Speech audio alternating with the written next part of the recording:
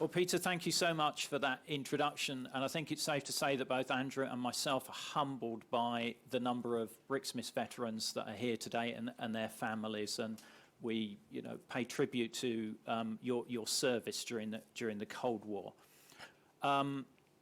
The book itself, Andrew and I are going to be digging into some of the detail today. I know we have a tough audience here if we get anything wrong. That's why we got rid of the Q&A. Yep. But my first question for Andrew today is, what makes this book different to the other BRIXMIS books that have previously been released on the subject?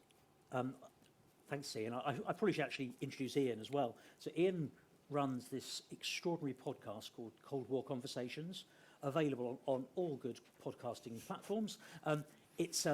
Ian has some extraordinary guests that were part of this Cold War story. So look out for it. You can see it on Spotify and all that sort of stuff. It's my favourite podcast. So it's great to actually be on the podcast as well. So that's great. And I'll be looking for interviewees later. Yeah, so exactly. Watch yourselves. Yeah, exactly. Anyway, so in answer to Ian's question, I think Peter sort of stole my thunder to a certain degree, or preempted it, because basically what has become around, Tony Geraghty and Steve Gibson, they broke ground that introduced the mission to the world that had never heard of BRIXMIS, and